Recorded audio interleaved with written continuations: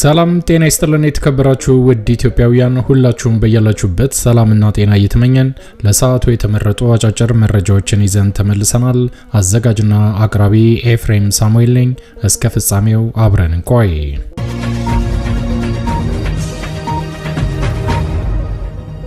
ክቡራን አድማጮች እንደተለመደው ይሄ መረጃ ለፍትህ፣ ለዲሞክራሲ፣ ለእኩልነት ለሚታገሉ ንጹሃን ወገኖቻችን በአጠቃላይ ድምጽ ለመሆን ስለሚረዳ ወዳጆቼ ላይክ በማድረግ እንድትጀምሩ ስል በትህትና ለማስታወስ እወዳለሁ።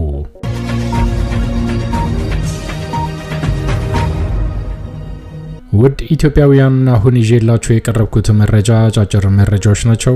የመጀመሪያው መረጃ በአማራ ክልል በተለያዩ ግንባሮች ላይ አብይ አህመድ ለኤርትራ ያስተረፈውን በርካታ ወታደር ዛሬም በገፍ እያሰለፈ እንደሚገኝ ከተለያዩ ግንባሮች የደረሰን መረጃ ይፋ አድርጓል። ይህ በእንዲህ እንዳለ ዛሬ በአማራ ክልል በተለያዩ ግንባሮች ላይ አብይ አህመድ ካሰማራው በርካታ ወታደሮች ጋር ጠንካራ ትንቅንቅ ካደረጉት መካከል የአማራ ፋኖ በጎጃም በርካታ ግንባሮች ይገኙበታል። ዛሬ የካቲት 30 ቀን 2017 ዓ.ም ጠንካራ ውጊያ ከተደረገባቸው አካባቢዎች መካከል የተመረጡትን ወደ እናንተ ይዘን ቀርበናል። እስከ ፍጻሜው እንድታዳምጡ ጋብዘናል። መልካም ቆይታ።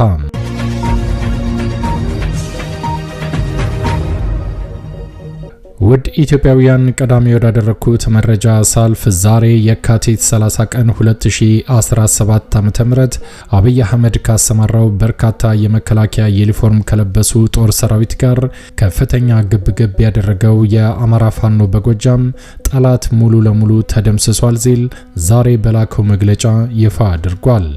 ዛሬ የካቲት 30 ቀን 2017 ዓ.ም ሌሊት 12 ሰዓት ጀምሮ የአማራ ፋኖ በጎጃም ጎጃም አገው ምድር 3ኛ ክፍለ ጦር የመቶ አለቃ ኤፍሬም አጥናፉ ብርጌድ ሻለቃ የአማራ ፋኖ በጎጃም ባደረጉት የተጠና ልዩ ኦፕሬሽን ብዛት ያለው ወራሪው የብርሃኑ ጁላ ጦር ሰራዊትን ጨምሮ ገዛህራ ቀበሌ ላይ የነበረው ተመክሮ የማይድነው ባንዳ ሚሊሻና እንዲሁም ባንዳ አድማ በተና በተጨማሪም የፖሊስ አባላት ከነተተኪ ባንዳ አዳዲስ ምልምል ሰልጣኞቻቸው ሙሉ በሙሉ እንደተደመሰሱ የአማራ ፋኖ በጎጃም ይፋ አድርጓል።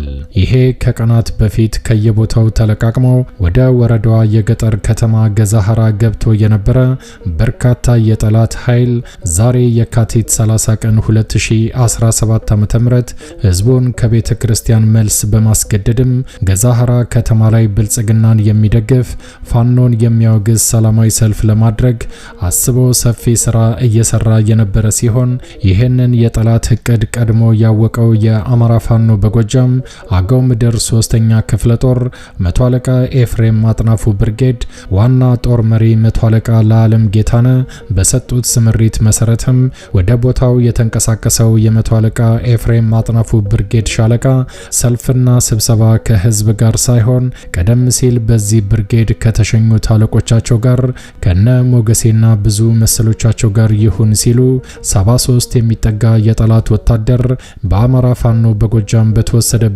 ጠንካራ እርምጃ ወደማይመለስበት ተሸኝቷል ሲል የአማራ ፋኖ በጎጃም ይፋ አድርጓል። ይሄ በ50 አለቃ ማስተዋል ታደለ ብሎም 50 አለቃ ፈንታሁንና ፋኖ ዘመን አዲስ እየተመራ ጎሳይ ቀድ ገዛህራ ቀበሌ ገብተው የተሰጣቸውን ግዳጅ በብቃት አሳክተው በሌሊት ልብ የሚያሞቅ ጀብድ መሰራቱን የአማራ ፋኖ በጎጃም ይፋ አድርጓል። በተመሳሳይ ከዚህ ቀደም ከ31 ጊዜ በላይ ወደ ቀጠናው ተንቀሳቅሶ ከነበረው የብርሃኑ ጁላ ወታደር ጋር ተፋልመው የነበረ ሲሆን 31 ጊዜ ሁሉ ከፍተኛ ድል ከማስመዝገባቸው በተጨማሪ በክፍለ ጦራችን ስር ከሚገኘው ማለትም ከአማራ ፋኖ በጎጃም አገው ምድር 3ኛ ክፍለ ጦር በዳንግላ ከተማ የቢትወደድ መንገሻ ጀንበሬ ብርጌድ ጋር በተሳካ ሁኔታ በመናበብ በዳንግላ ወረዳ ጫራ ጊሳና በአርባሺ በተባለ አካባቢዎች ላይ ሰፍሮ የነበረው የጠላት ኃይልን አይቀጡ ቅጣት በመቅጣትም የካቲት 28 ቀን 2017 ዓ.ም ጊሳ አካባቢ ከ100 በላይ የብርሃኑ ጁላ ጦር ሰራዊት የተደመሰሰበትን ኦፕሬሽን ጨምሮ ብዙ ግዳጆችን በታላቅ ጀብድ ያሳኩ የብርጌዱ ፈርጥ ዋና የፋኖ አባላት እንደሆኑ የአማራ ፋኖ በጎጃም አረጋግጧል። በተጨማሪም የብርሃኑ ጁላ አመራር ተጨማሪ ጦር ሰራዊት ከአዲስ ቅዳም ከተማ ማንቀሳቀስ አስበው የነበረ ሲሆን የብርጌዱ ዋና ጦር መሪ መቶ አለቃ አለምነህ ጌታነህ የመሩት የመቶ አለቃ ኤፍሬም ማጥናፉ ብርጌድ ሻለቃ ከአማራ ፋኖ በጎጃም ጎጃም አገው ምድር 3ኛ ክፍለ ጦር በሳትማ ዳንጊያው የቀኛዝማች ስሜነ ታደሰ ብርጌድ ግስሎች ጋር በመናበብ አዲስ ቅዳም ከተማ ድረስ በመግባታቸው ጠላት የብርሃኑ ጁላ ወታደር አድጓሚ ተራራ ምሽግ ውስጥ ተወስኖ በእውር ድንብር እየተኮሰ ሞርታርና ዙ 23 ብቻ እየወረወረ ባለበት ቀዝቅዞ እንዲቀመጥ ተደርጓልም ብለዋል። በአጠቃላይ በዛሬው የሌሊት ኦፕሬሽን እስከ ጠዋት 1 ሰዓት ከ30 ድረስ የተረጋገጠ 29 ክላሽንኮቭ የጦር መሳሪያ የተገኘ ሲሆን ከ73 በላይ የጠላት ኃይል እስከ ወዲያኛው የተሸኘ ሲሆን በተጨማሪም የተወሰነ ቁስለኛ በምርኮ እንደተማረከም አረጋግጠዋል። በተጨማሪም ከሞተ ከቆሰለና ከተማረከ የጠላት ኃይል መካከል አብዛኞቹ የአድማ ብተና ሚሊሻና ፖሊስ አባላት መሆናቸውን ማረጋገጥ እንደተቻለም የሻለቃዋ ህዝብ ግንኙነት ፋኖ ሰናይ ጸጋ ከቦታው ዛሬ በሰጠው መግለጫ አረጋግጧል።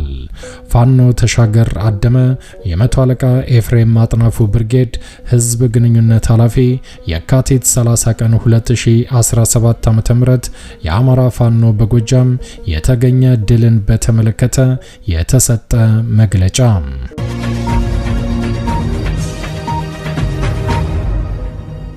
ውድ ኢትዮጵያውያን ወደሚቀጥለው መረጃ ሳልፍ ደግሞ አሁንም በዚሁ በጎጃም ግንባር አብይ አህመድ ካሰማራው የመከላከያ ዩኒፎርም ከለበሰ በርካታ ወታደሮች ጋር ከፍተኛ ውጊያ ከተደረገባቸው አካባቢዎች መካከል የተወሰኑትን ላጋራችሁ። ዛሬ የብርሃኑ ጁላ ወታደር በስፋት ከተንቀሳቀሰባቸው አካባቢዎች መካከል ቋሪት አንደኛው እንደሆነ ተነግሯል። ትላንት ከመሸ ከ11 ሰዓት በኋላ በምዕራብ ጎጃም ቋሪት ወረዳ ልዩ ስሙ ገነት አቦ በሚባል ቀበሌ አካባቢ በነበረው አውደ ውጊያ አብይ አህመድ ያሰማራው ወታደር ከ4 በላይ ንጹሃንን ጨፍጭፏልም ተብሏል።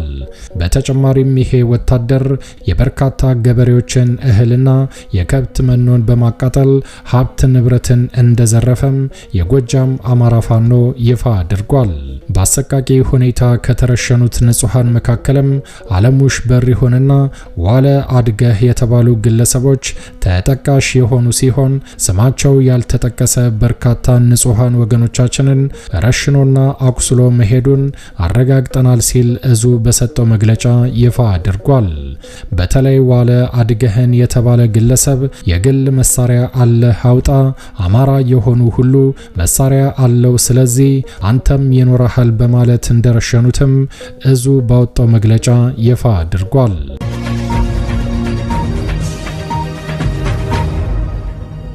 በተመሳሳይ በምስራቅ ጎጃም ዞን በአነደድ ወረዳ በጃማይካ ቀበሌ ነዋሪዎች ቤት በመስበር ሀብት ንብረታቸውን በመዝረፍ የግፍ ተግባሩን አጠናክሮ ቀጥሎበታል።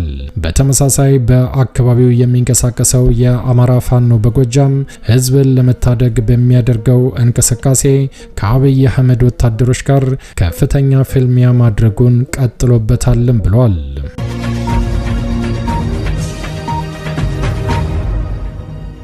ራስ ቢትወደድ መንገሻ አንቲከም 5ኛ ክፍለ ጦርን በተመለከተ ነበልባሉ ገረመው ወንዳወክ ብርጌድ ታላቅ ትንቅንቅ እንዳደረገ ይፋ አድርጓል። እብሪተኛው አሸባሪውና ጸረ ህዝብ የሆነው የአብይ አህመድ ወታደር በትላንትናው ዕለት ከጅጋ ከተማ በመነሳት ወደ ቋሪት ገነት አቦ ከተማ በመንቀሳቀስ ህዝብን ሲያሸብርና ሲጨፈጭፍ አምሽቷል ሲል በአካባቢው የሚንቀሳቀሰው የጎጃም አማራ ፋኖ ይፋ አድርጓል። በዚህ የተናደዱት የህዝብ ልጅ የሆነው ነበልባሉ ገረመው ወንዳወክ ብርጌድ የአማራ ፋኖ በጎጃም አባላትም ጠላትን በልኩ አነጋግረውታል። በዚህ ውጊያ ከ13 በላይ ብርሃኑ ጁላ ያሰማራው ወታደር የተደመሰሰ ሲሆን አካባቢውን ሙሉ ለሙሉ መቆጣጠር ተችሏልም ብለዋል። ጠላት ሬሳውን እንኳን መሰብሰብ አልችል በማለቱ በዛሬው ዕለት ማህበረሰቡ ሬሳውን አንስቶ በክብር ቀብሮታል ሲል እዙ ባወጣው መግለጫ ይፋ አድርጓል።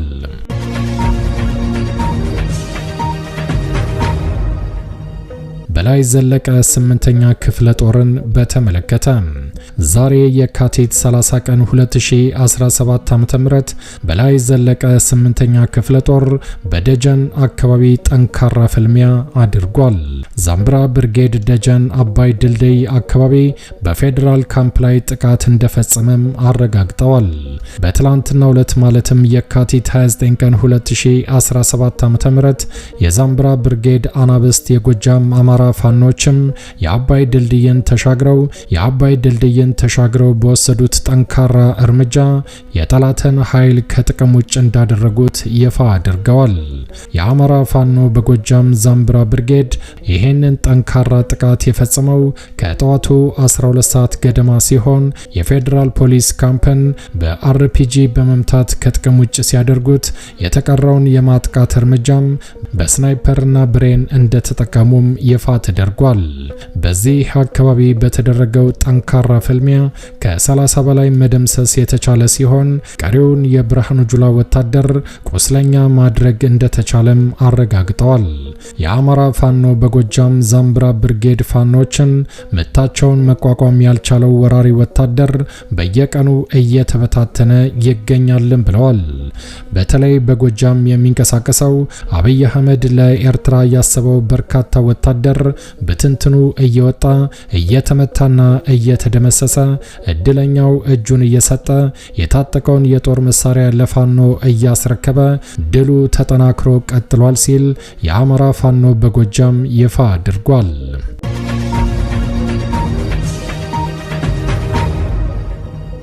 ውድ ኢትዮጵያውያን በመጨረሻም በዚሁ በጎጃም አካባቢ የሚንቀሳቀሰው በአርበኛ ፋኖ ዘመነ ካሴ የሚመራው የአማራ ፋኖ በጎጃም የአሸባሪው የብርሃኑ ጁላ ወታደር ቀን በቀን እየተዳከመ ነው፣ አብይ ከተወሰነ ጊዜ በኋላ የሚያዋጋው ኃይል አይኖረውም ሲል እርግጠኛ ሆኖ ተናግሯል። ዛሬ የካቲት 30 ቀን 2017 ዓ.ም በዛሬው ዕለት ብቻ ፈረስ ቤት ከተማ አካባቢ ከመሸገው የአገዛዙ ዙፋን ጠባቂ ሰራዊት አባላት መካከል 3 የጠላት ሰራዊት አባላት ከስምሪት ቀጠናቸው በመውጣት የአማራ ፋኖ በጎጃም 2ኛ ክፍለ ጦር ደጋዳሞት ብርጌድን እንደተቀላቀሉ አረጋግጠዋል። ከተቀላቀሉት መካከልም የፋኖ የትግል ዓላማ ገብቶናል፣ የሚታገለው ለነጻነት ለፍትህና እኩልነት መሆኑ ስለገባንና የአማራ ሕዝብ ሲጨፈጨፍ አብረን ወገናችንን መጨፍጨፍ አንፈልግን ብለን ካመንን ብዙ ጊዜ ቢሆንንም በዋርድያና በኮሚቴ ስለሚያስጠብቀን እስካሁን ብንቆይም ጊዜ አመቻችተን ወደ ፋኖ በመቀላቀላችን በጣም ደስተኛ ነን ሲሉ ገልጸዋል። በተመሳሳይ ከደጀን ከተማ ሰብጀንጎ ቀበሌ ተጠርንፈው የነበሩ 27 ሚሊሻዎች ከርተው ግማሾቹ ዛምብራ ብርጌድን ሲቀላቀሉ ቀሪዎቹ ጠፍተዋል። በዚህ የተናደደው አሸባሪው ወታደር የቀሩትን ሚሊሻዎች በአጠቃላይ ትጥቃቸውን አውርደው እንጠረንፋለን ሲሉ 15 ተጨማሪ የሚሊሻ አባላት ጠፍተው እንዳደሩም አረጋግጠዋል። በዚህም እንደገና የተበሳጨው አሸባሪ መንግስት ነኝ ባይ የሚሊሻ ቤተሰቦችን እያሰረና እያሰቃያቸው ይገኛልን ብለዋል። በዚህም ከተወሰነ ጊዜ በኋላ አብይ አህመድ የሚያዋጋው ወታደር አይኖረውም ሲል የአማራ ፋኖ በጎጃም ዛሬ የካቲት 30 ቀን 2017 ዓ.ም በሰጠው መግለጫ ይፋ አድርጓል።